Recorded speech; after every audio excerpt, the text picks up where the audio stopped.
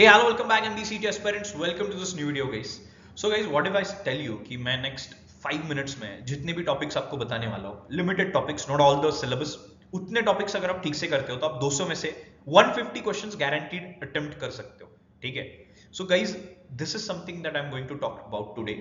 क्योंकि अभी last 80-85 days अगर हम randomly पकड़ते हैं, ठीक है? So, in short, guys, time कम है, तो पूरा का पूरा सिलेबस अगर ब्लाइंडली भागते हो तो उतना अच्छा से प्रिपरेशन होगा नहीं, इसीलिए आपके प्रिपरेशन को डायरेक्शन देने के लिए what I made is I have listed down certain topics जिसके ऊपर शॉर्ट क्वेश्चन आते हैं and how many questions we can expect. So इस हिसाब से एज आई सेड, अगर आज का वीडियो आप प्रॉपरली फॉलो करते हो तो आराम से आप 150 अराउंड क्वेश्चंस अटेम्प्ट कर पाओगे in MBCT exam just with the help of these topics, ठीक है? So guys, let's get quickly started.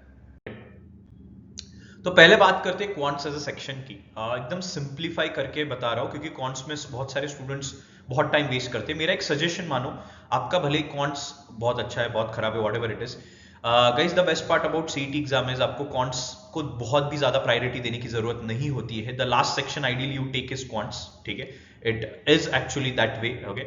अभी कुछ लोगों को लगेगा why I am making this statement. The statement is correct because guys आपके पास टाइम नहीं है. क्वांट्स के क्वेश्चंस आप 20-25 क्वेश्चंस इजीली सॉल्व कर भी लोगे, but when apart from that of course बाकी के क्वेश्चंस को टाइम लग सकता है. तो इसीलिए क्वांट्स को लास्ट प्रायोरिटी दो when you are solving the mock, of course. But when you are studying, how exactly you should study in the order that I have given, ठीक है? जो ऑर्डर में मैंने डाली हुई है चीजें वो सब स्टार्ट करो. Percentage, then profit and loss, time work, time speed, ये सारे ऑर्डर में चलते जाओ. इफ यू सी, ये जो अगर आप इतने भी टॉपिक्स पढ़ के जाते हो तो आराम से आप जेबीएमएस के लिए आपको maths as a subject, quants as a subject में जितना स्कोर चाहिए होता है वो स्कोर आप इतने दिए हुए टॉपिक्स से भी आराम से ऑब्टेन कर सकते हो, ठीक है?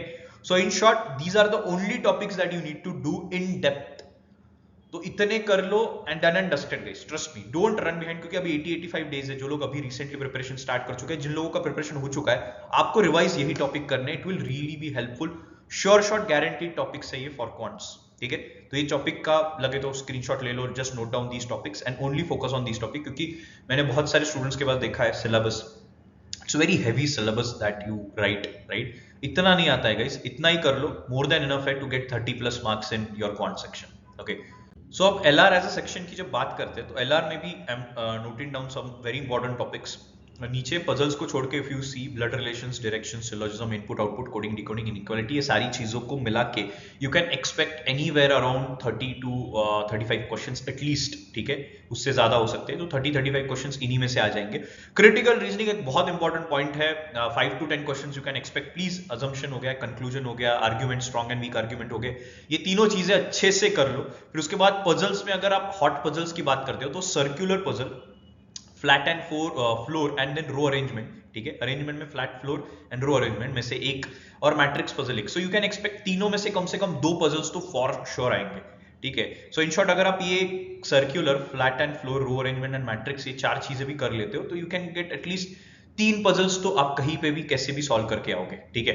So in short, if you do only these topics also, so you can score anywhere around 55 to 60 marks अगर आप अच्छे से करते हो तो, ठीक है?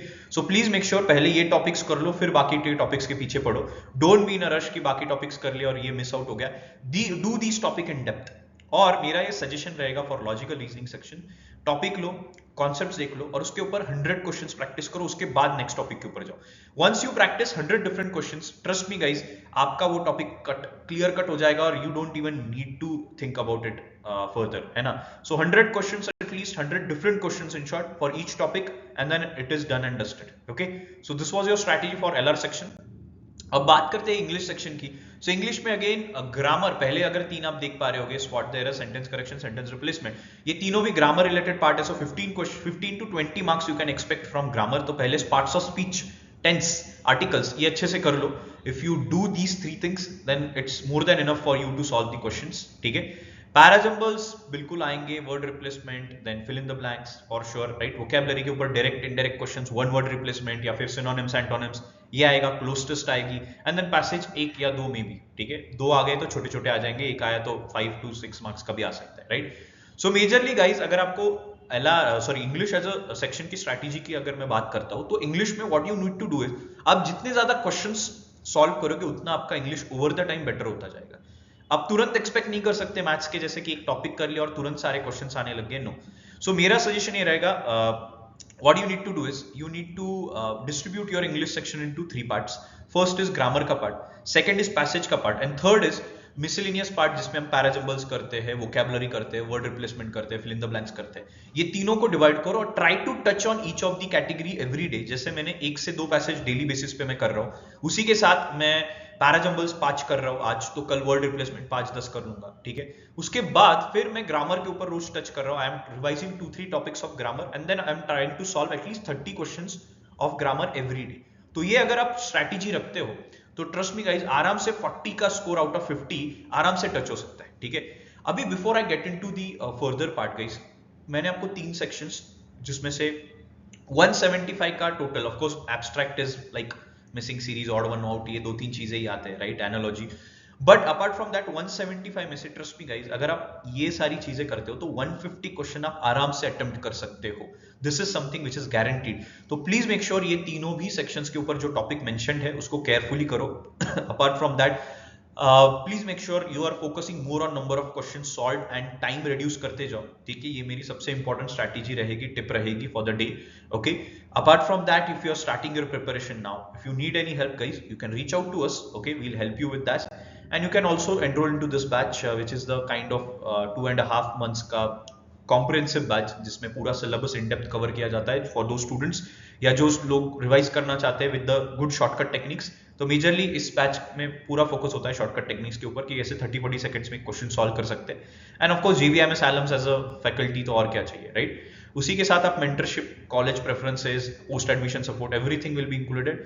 तो if you want to enrol, दिए गए नंबर पे आप मैसेज कर लो, ठीक है, team will reach out to you, ठीक है।